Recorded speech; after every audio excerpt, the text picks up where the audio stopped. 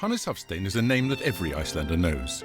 He led the nation when it took its first steps towards independence and was much admired for his role in its liberation. He is also one of Iceland's most revered poets.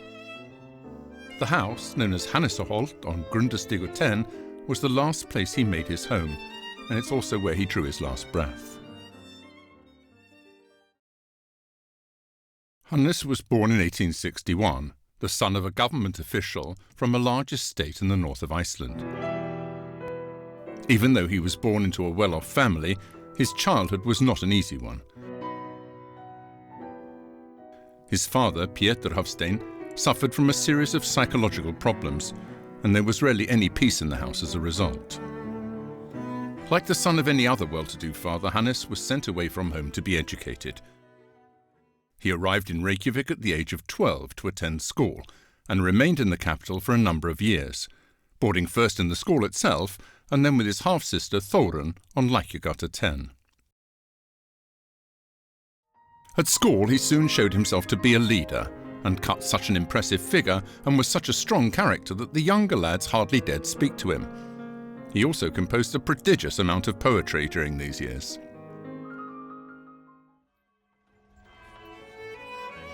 Hannes left to study at the University of Copenhagen in the autumn of 1880, and was quick to absorb the influence of new ideas that began to flood through the city. The main expositor of these ideas was Georg Brandes, who, along with his considerable following, preached a new realism and rejected Romanticism as anachronistic. If they had a mission, it was to bring in some much-needed social change, and especially to pave the way for increased human rights. Under the influence of Brandes and others, Hafstein and 3 other Icelanders published a journal entitled Verðandi, or Becoming, in 1882, which is said to have marked the beginning of realism in Icelandic literature. Hafstein's student years in Copenhagen were no less than a revelation to him, and turned him into by far the most prolific poet of his day. He was an unusually early developer, merely 20 years old, and able to compose poetry of exceptional quality. I love the storm that sweeps through the land, and brings new joy to thicket and strand. Withered old timbers, they break and they fall, but the birches have faith in the force of the squall. He spent his student years writing verse, carousing and singing. As a scholar, he was not quite as successful, managing only to qualify with a law degree by the skin of his teeth. Hannes returned to Iceland after he completed his degree, and lived with his mother at Þingholtsstræti 12 for the next few years. His father had passed away, and Hannes was a young bachelor with hardly any employment. He gave a lecture at Guttorp by the town lake in the beginning of 1888, where he showed himself to be a realist of the Georg Brandes school, heavily criticising the Romantic poets. He considered the growing nationalist movement and the manner in which the struggle for independence was being handled platitudinous and non-productive. At the same time, he was a great patriot, and his poetry was always full of praise for his homeland. His was a regular face at the Student Society in Reykjavik, where, glass in hand, he composed a large number of comic drinking songs, some of which are still popular. A few years after he returned to Iceland, he fell head over heels in love with a girl from Reykjavik. Her name was Ragnheiður, and she came from one of the country's most prominent families. They wed in 1889, when Hannes was 28 and his bride only 18. They lived first on Þingholtsstræti, and then, from 1993 to 6, on Amtmannsstígur 1, where there is now a restaurant.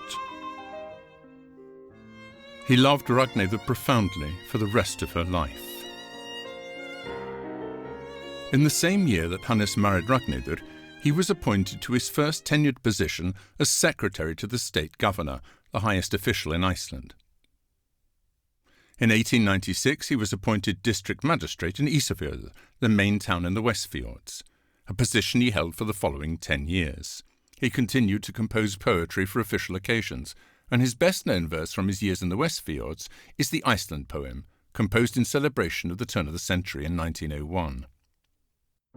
He was establishing a reputation for himself as a politician, and the poem was a rallying cry to the Icelandic poor. The time will arrive, the land becomes sound, heath turn to field, people abound. Mother Earth made fertile, her young revive, culture spreading as new woodlands thrive. Like the ancient boats that brought us here, like the force that surges through all we hold dear, I see machines toiling, workers proud to have made a nation free to rule, free to trade.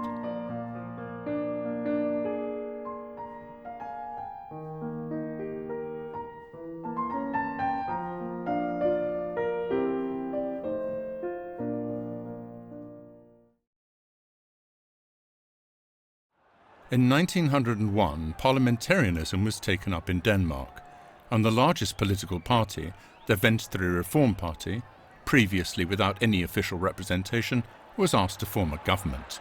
It was partly made up of the old Brandes Party, of which Hannes Hafstein had been a member.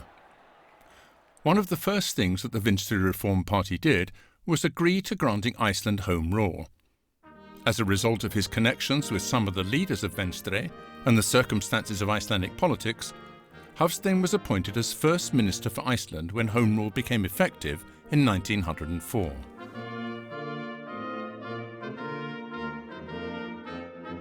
He got to work straight away and accomplished a large number of important tasks, such as connecting Iceland to the outside world via telephone and substantially improving domestic communications and transport. One of the most impressive buildings that he helped to erect was the National Library, now the Centre for Cultural Heritage.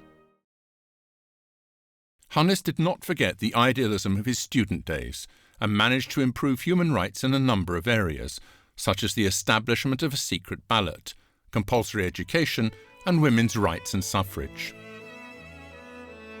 He spared no expense on himself and soon had a magnificent house built beside the Reykjavik town lake, now known as Ráðherrabústaðurinn, or the Minister's House.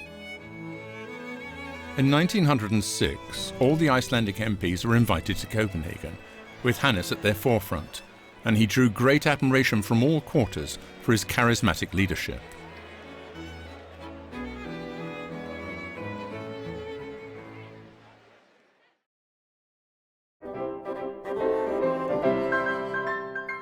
Hannes formed a close friendship with Frederick VIII of Denmark when the latter came to Iceland on a state visit in 1907. Here it's the people of Akureyri who greet their monarch with a round of cheers.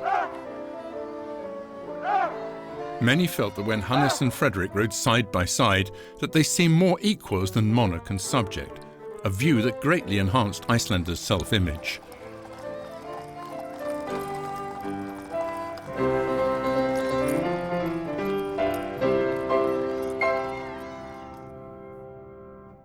At the same time, the economic boom that took place in the early years of Home Rule fired the movement for a complete split with Denmark, and the demands for full independence from their colonial lords grew louder and louder. The most radical of these attacked Hannes himself, who was thought to be too much under the influence of the ruling elite and far too attached to the Danes.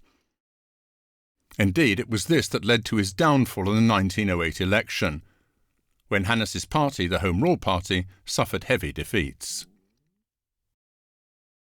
After Hannes left office, he and Ragnhildur sold their mansion beside the town lake, after which time it became the official residence of the First Minister. But they did not venture far, having decided to build a house on the other side of the street at number 33. Hannes became First Minister again in 1912 and moved back into his old house. But these were far from happy times. His beloved wife died the following year, only 42 years old. The couple had had 10 children and lost 2. Hannes, always a man of great feeling, sank into a grief from which he never truly emerged. His own health also began to fail and declined rapidly, and he left office once more in 1914. In April 1915, a fire ravaged a large portion of the centre of Reykjavik.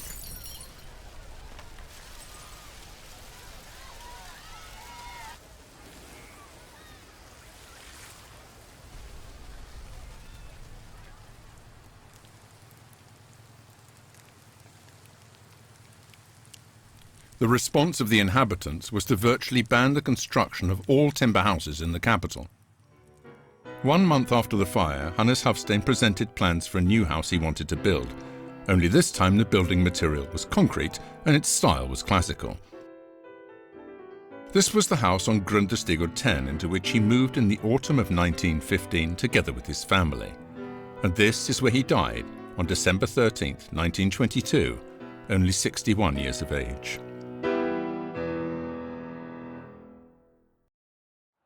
In 1931, on what would have been his 70th birthday, a large crowd assembled in front of the Prime Minister's office to witness the unveiling of his statue. And it has stood there ever since, watching over some of the most important events in the nation's history.